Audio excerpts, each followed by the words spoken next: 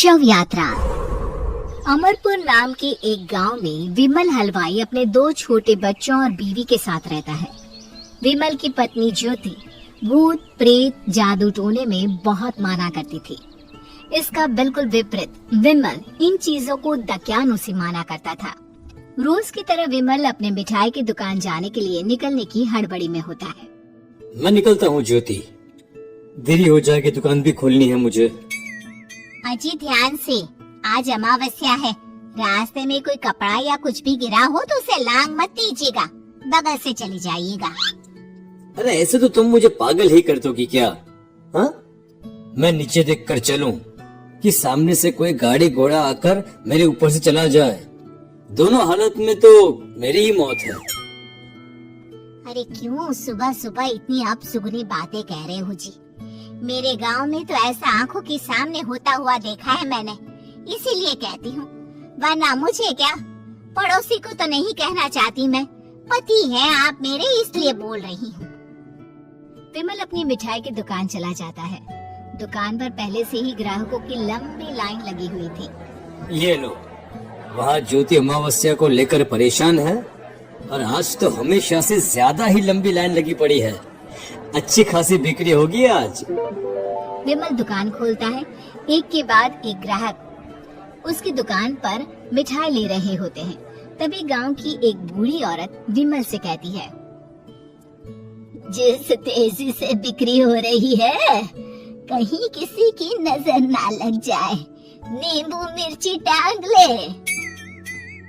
अरे क्या चाची तुम भी, ये सब नजर बजर कुछ नहीं होता है। कैसे लोग हैं मेरे आसपास।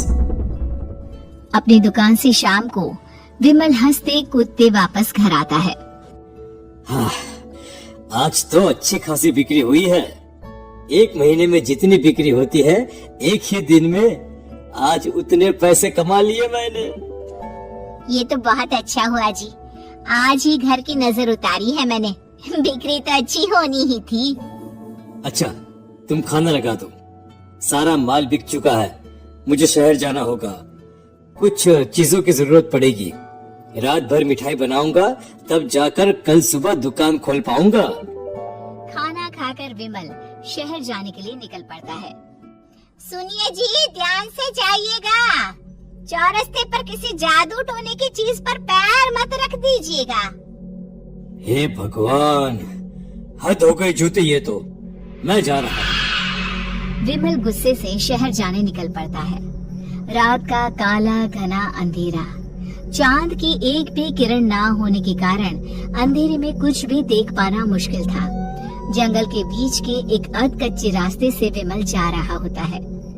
चारों तरफ उफ अंधेरा और सन्नाटा सुनाई दे रहा था, और सुनाई दे रही थी विमल के पैर के नीचे आ रहे सूखे पत्तों की आवाजें।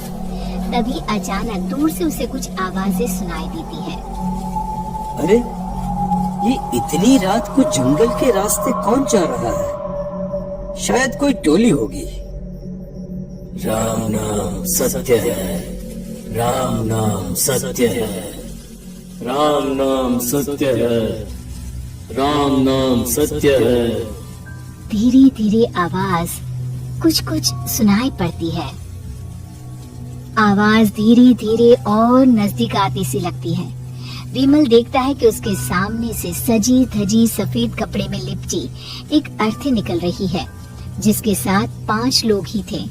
4 आदमियों ने उसे कंधा दिया हुआ था, एक मटका लिए आगे आगे बढ़ रहा था।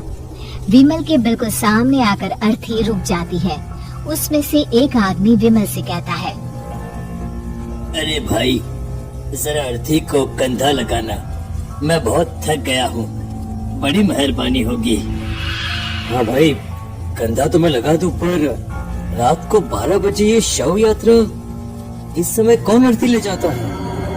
तभी विमल को ऐसा लगता है कि शव में से आवाज आई। ये आवाज। मजबूरी है भाई, आप कंधा दीजिए, मैं रास्ते में सब बताता हूँ आपको। विमल अर्थी को कंधा दिए चल रहा होता है कि उसे ऐसा लगता है कि हाथ में मटका लिए जो आदमी शव के आगे चल रहा है उसके पैर उल्टे हैं। क्या हुआ भाई, हकला क्यों रहे हो? वो आपके साथी के पैर उल्टे। विमल अपनी बात पूरी भी नहीं कर पाता कि वो देखता है कि उस आदमी के पैर तो सीधे ही है। अरे नहीं, कुछ नहीं, मुझे शायद वहम हुआ होगा। धीरे धीरे सब आगे बढ़ रहे होते हैं। तब विमल को अचानक लगता है मटके में से एक हाथ बाहर आ रहा है। विमल घबरा जाता है। इसके पहले वो कुछ बोल पाता, कल्लू कहता है, मेरा नाम कल्लू है। हम 6 दोस्त थे, जिसमें से एक को तो तुम सोया हुआ देख रहे हो। इतनी पक्की दोस्ती थी कि जैसे हम सब सगे भाई हैं। पर किस्मत का कोई क्या कर सकता है। आज से 4 साल पहले एक नदी में हम सब नहाने गए थे, जिसमें डूबकर राजेश की मौत हो गई। किसी मजबूरी के कारण हमें उसकी अर्थी को रात को ही शमशान घाट ले जाना पड़ा। हम 5 उसे ले जा रहे थे। 4 साल पहले आप 5 में मैं कुछ समझा नहीं। मंकू अपनी गर्दन पीछे घुमाकर अपनी आंखें बड़ी बड़ी कर विमल से कहता है, अरे भाई पूरी कहानी खत्म होने दो, फिर बीच में बोल लेना, ठीक है? तभी रास्ते में एक हादसे में अपने दोस्त के साथ हम सभी मर गए। वो सामने देखो, हमारा दोस्त।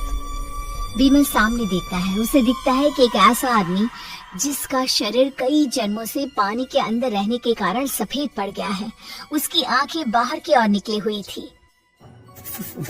फिर ये अर्थी किसकी है?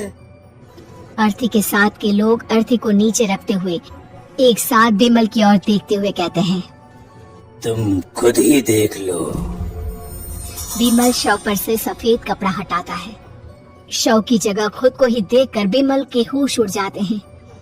वो शव विमल की ही थी। पलक झपकते ही विमल उस अर्थी की जगह पर होता है।